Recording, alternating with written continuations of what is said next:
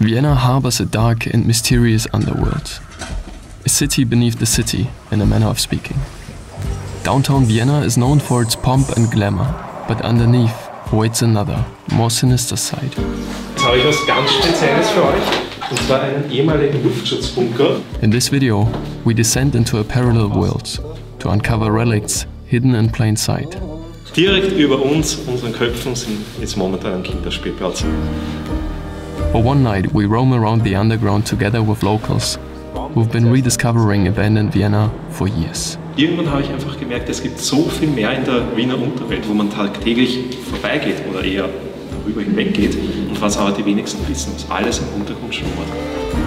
Night falls on Austria's capital, and a subculture is awakening, living in its shadows. Let's join them in exploring the belly of their hometown.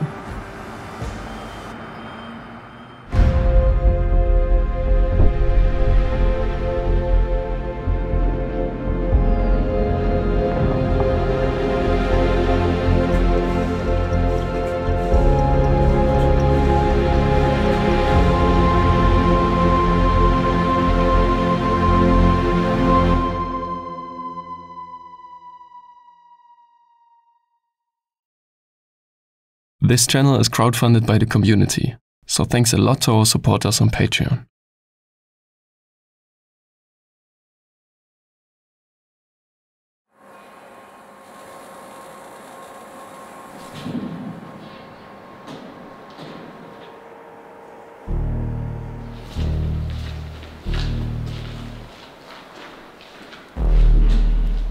It's a few hours after dark, and we've just stepped into Vienna's Undercity. Don't worry, no trains are running on these tracks anymore. This is actually one of the most in-depth construction sites in Austria's capital. Over several years, sections of the subway line will be renewed. Hundreds of workers are here every day, but after nightfall, it's all deserted. A gloomy atmosphere prevails. Those deemed undesirable in the world of the living find a home in the secret districts of the city. Wir sind auf jeden Fall nicht allein hier unten. Als wir gerade nach vorne gelaufen sind, stand hier jemand mit einer Skimaske komplett vermummt. Aber so von der Statur her würde ich sagen, der war einfach jünger als wir. Habt ihr ihn noch mal gesehen? Ja, der ist einfach abgehauen für uns. Also ein Sprayer wahrscheinlich. Das ist ja auch viel zu einfach hier reinzukommen, man sieht auch über die Graffitis hier. Also ich glaube, hier sind viele Leute unterwegs. There's a lot of us this time. Tonight, we've teamed up with explorers from the area and have been roaming the underground for a few kilometers already. Kurz ein Blick an die Oberfläche und hier ist wieder die Unterwelt. Das wirkt jetzt auf uns hier wie so eine spannende Erkundung und ein Abenteuer, während das für andere einfach ihr alltäglicher Job ist. Also so wie andere Leute im Büro sitzen, so arbeiten die halt Untergrund in irgendwelchen Bergwerken oder wie hier in U-Bahn-Schächten. Und für uns ist das so nach 3 Stunden erledigt, dann gehen wir wieder an die Oberfläche und damit ist das Abenteuer abgeschlossen und die kommen hier Tag ein, Tag aus wieder her und verbringen vielleicht ihr ganzes Leben mit dieser Arbeit. Tonight we want to explore a world most of us will never see. For that, we'll focus on places society just carelessly overlooks. Far too rarely do people pay attention to what they walk over in daily life. But everywhere in Vienna are clues to what slumbers underneath. What looks like a common street drain is actually inscribed with air raid shelter in German. Here begins our descent into the unknown maze of World War II tunnels under Vienna's streets. So, jetzt habe ich was ganz Spezielles für euch. Und zwar einen ehemaligen Luftschutzbunker. Das ist echt ein Wahnsinn, was man hier unten alles entdecken kann. Die Lichtmacher natürlich. Hier sieht man überall rund um die Türen, sogar dass man die Türen im Dunkeln gesehen hat, überall diese Leuchtstreifen. Also das ist alles noch original aus der Zeit vom Zweiten Weltkrieg. This isn't a very unique place actually. We are in the regular basement of an apartment building, located in the city center. It's dark down here, and chilly. It smells like a poorly ventilated, damp cellar. During World War II, people took cover here from the hail of bombs. At first glance, this history may be invisible, but there are many details to uncover. Was denkst du, hat es mit dem Schuttberg hier auf sich? Also das war meistens so nach dem Krieg, dass der ganze Schutt, der von den Häusern, die halt zusammengestürzt sind, einfach in die Keller gekippt worden sind. Ganz normal Schutt, Asche, Ziegelsteine, zum Teil auch irgendwelche alten Krüge oder sowas. Also hier liegt wirklich alles wild durcheinander herum.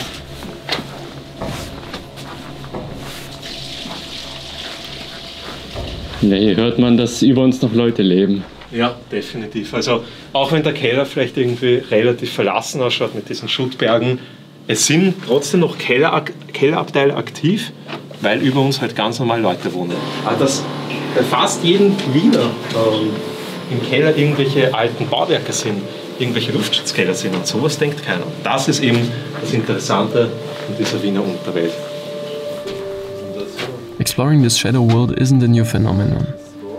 People have always been attracted to the unseen parts of the city, as inscriptions prove. In diesen Kellern, was da schon an Geschichte passiert ist, also nicht nur Zweiter Weltkrieg, wie man jetzt hier anhand der Leuchtstreifen sieht, aber auch danach waren Leute unten. Also das sind Inschriften von 1959, 1960, vor dem Krieg, da wurden Waren gelagert, da hat es vielleicht irgendwelche geheimen Umschlagplätze für allerlei Sachen gegeben. Dann während dem Krieg haben die Leute hier Schutz gesucht.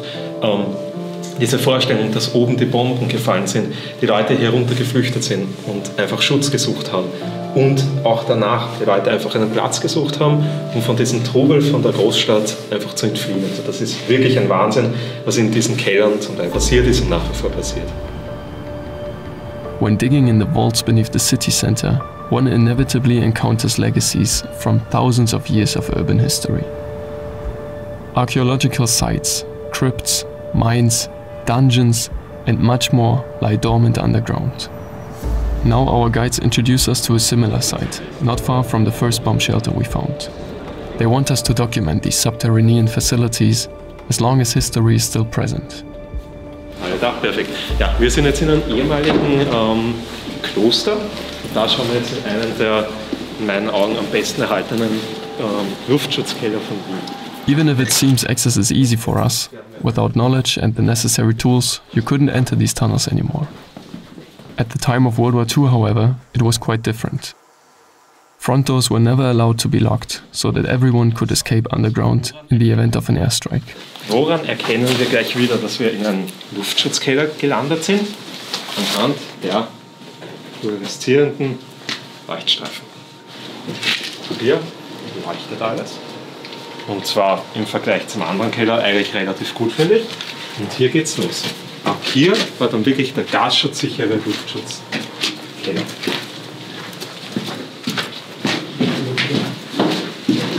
Aufpassen auch wegen den Spinnweben. Man sieht halt, dass in diesen Teilen teilweise schon echt lange keiner mehr war.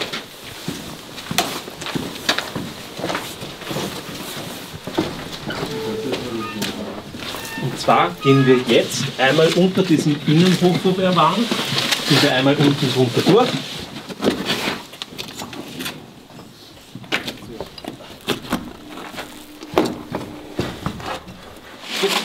Steck fest.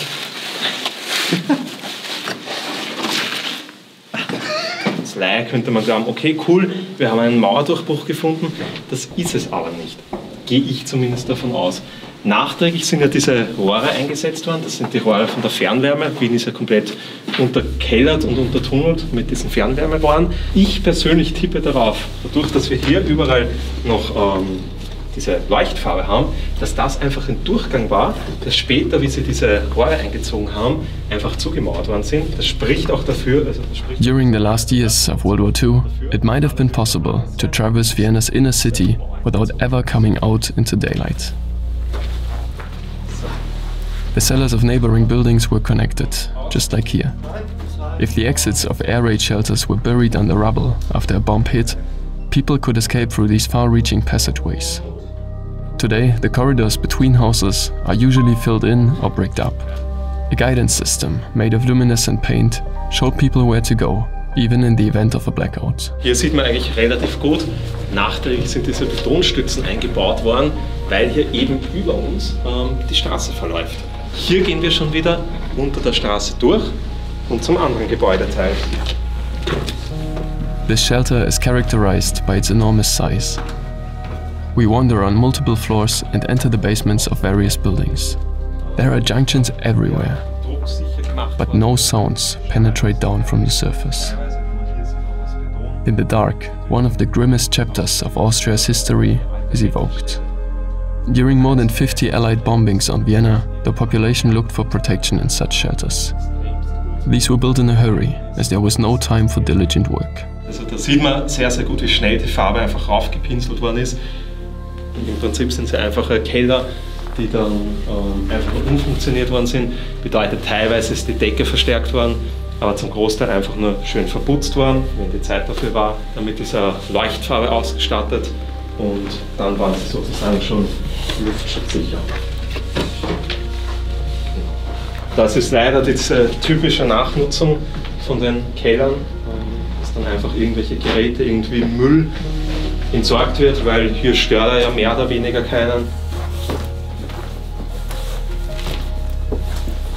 Hier auch noch recht interessant, eine alte Zeitung, höchstwahrscheinlich sogar noch aus Kriegstagen, aber ja, 1939. Also noch aus der Zeit des Zweiten Weltkrieges. In diesen Kellern ist wirklich die Geschichte greifbar. Dann kommen wir zu einem Teil, der mir persönlich auch sehr gefällt. Ein ehemaliger Klosterkeller, der 1672 gebaut worden ist. Also direkt daneben wieder die Leuchtstreifen. Da hat man einfach diesen Kontrast, wie dieser Keller von der Gründungszeit, wie er gebaut worden ist, immer wieder genutzt worden ist und höchstwahrscheinlich auch hunderten Leuten Schutz geboten hat. Also das ist sowas, wo ich persönlich Gänsehaut bekomme, wenn ich daran denke, oben gehen die Bomben runter und hier unten in so einem ehemaligen Klosterkeller finden die Leute Schutz. Also das ist wirklich beeindruckend. This unnoticed side of the city differs dramatically from the almost unreal glitz and glory on the surface. Wherever you look, there are picture-perfect landmarks and buildings overblown with splendor. Vienna's origins date back to the Romans and even before that. Today, nearly 2 million people live here, and it's always bustling with activity. The city underneath developed in the 19th century as a second world to above-ground bourgeois life. While the upper class lived in decadence, the lower class was forced underground. Luxury above, misery below, so to speak. Only rarely did the opulent world reach these depths. Es gibt so ein bisschen Geschichte noch für euch. Und zwar schauen wir jetzt zur ersten öffentlichen, oder einer der ersten öffentlichen Bedürfnisanstalten von Wien. Also Bedürfnisanstalt ist halt ein WC, eine Toilettenanlage aus der Zeit des Jugendstils. Wunderschön verziert, noch mit den, ich glaube sogar mit den originalen Toilettenbrillen aus Holz. Also auch richtig interessant. Aber wirklich luxuriös. Rechts noch die originalen Pissoire, links schon die neuen. Das Unfall, das auch so fancy ist. Ein Kondomautomat, und der Kondomautomat ist sogar im selben Design wie diese ganzen Trennwände. Wo findet man sowas? Hier sind dann die historischen WC-Kabinen noch. Zum Teil, wenn man reinschaut, echt noch sehr, sehr viel Original erhalten. Also wirklich extrem beeindruckend. The subterranean world still holds countless stories of the past. But only a fraction of it is accessible to the general public. To this day, the ground below the inner city hides a dense network of tunnels. It sometimes goes down to 3 stories, so up to 15 meters and more. And the last stop of our night tour is one of the most inconspicuous of these places. What's a busy square in the heart of the city at daytime hides an almost untouched bunker. The concealed entrance is located under a playground slide. So, let's go.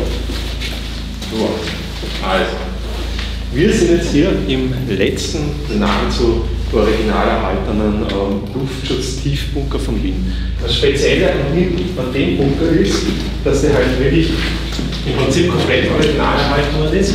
Die ganze Lüftungseinrichtung ist noch original erhalten, die ganzen Schriftzeichen, die originale Gasschutztür, selbst der ganze Lüftungsraum.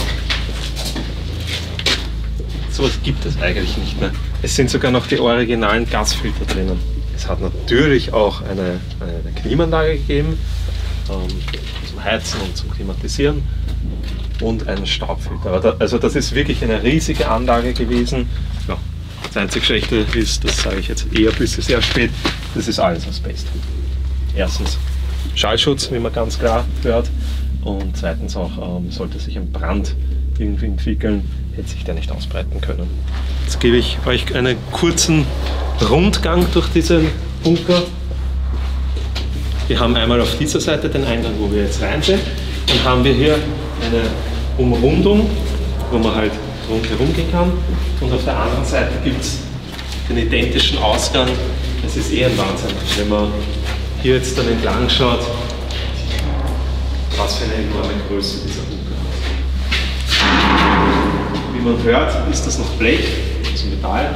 Bedeutet, der Bunker ist auch einer von den älteren, der am Anfang der Kriegsjahre gebaut worden ist. Wann genau, lässt sich natürlich auch nicht mehr herausfinden.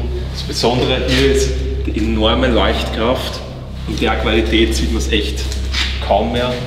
Links und rechts zwei immer kleinere Zimmer haben, die halt für alles Mögliche benutzt worden sind, zum Teil einfach Lagerräume, zum Teil dann. This bunker covers 600 square meters and provided space for several hundred people. Now, 80 years after World War II, most of the chambers are emptied out. But back then, this concrete labyrinth was self-sufficient and specced out with equipment considered modern by the prevailing standards at the time. Das sind hier die originalen Überdruckventile. Was ganz einfach war, wenn draußen eine Bombe explodiert ist, ist natürlich eine Druckwelle losgegangen. Die hat hier zugemacht, bedeutet, die kontaminierte Luft ist nicht hineingekommen. Wenn es jetzt aber so war, dass die Druckbelüftung die kontaminierte Luft von draußen angesaugt hat, ist natürlich auch Abluft entstanden und die Abluft wurde hier dann rausgedrückt. Und somit war der Bunker eigentlich ziemlich gassicher. Und hier ist dann der idente Ausgang, wieder mit dem kompletten Lüftungsraum. Hier halt leider in einem viel, viel schlechteren Zustand schon, weil es hier halt alles ein bisschen feuchter ist auch. Für die Nachnutzung gibt es natürlich einige Probleme bei diesen Bunkern. Wie man hier sehr gut sieht, die Feuchtigkeit. Also es gibt auch einen Bunker in Wien, der komplett unter Wasser steht. Hier, der ist noch in einem relativ guten Zustand, muss man sagen. Aber auch, hier sieht man natürlich den Verfall, der mit den Jahren natürlich auch eintritt.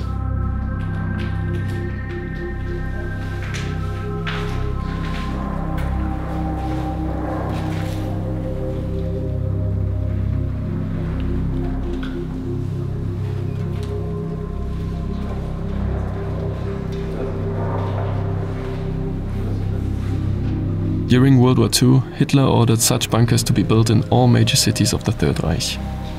They were meant to complement the air raid shelters, some of which we explored earlier tonight.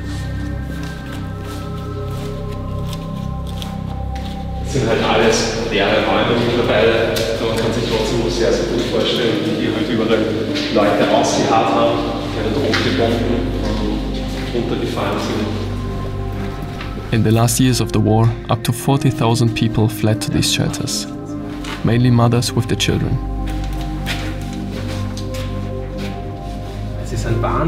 Of the more than 30 Viennese bunkers, hardly any are left. Many have been filled in or demolished, and those that weren't have been converted into parking garages or depot rooms. Only a few still exist, now completely forgotten by the city's inhabitants. These remaining structures are hidden time capsules beneath a rapidly changing metropolis. Day in and day out, history is slowly fading away. Ja, und wenn man hier wieder weitergeht, gelangt man hier wieder zum Ausgang. After watching this video, you can probably imagine why it isn't revealed to the public how many operational shelters there are in Vienna today. The night is well advanced and we clock out for today. But under the surface, it's still buzzing with life. In the capital's tunnels, bunkers and dungeons, nocturnals prowl. Some of them escape into the underground from modern society.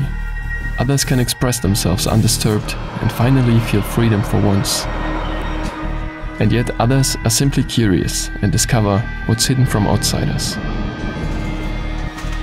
But all of them call the underworld of Vienna their second home.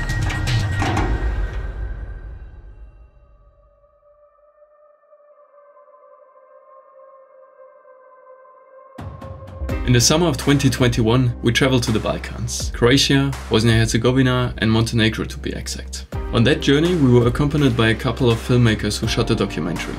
It's about how curiosity conquers fear and how the gruesome past of the Yugoslav wars can be explored through abandoned sites. We have several appearances in the 60-minute long film. The title is Rotten Society and it's available to watch on YouTube soon. The trailer just went online actually, and if you want to give it a go, just tap the top link pinned in the comment section down below to watch it now. And don't forget to tell us how you like it. Enjoy! This was just a glimpse into the world below Vienna. Today's episode mainly focused on shelters, but there is much more hidden in plain sight. Shall we team up with Moritz again for another sightseeing tour of a different kind? Or would you recommend other cities with a secret underground system to explore? Let us know, stay curious and keep exploring.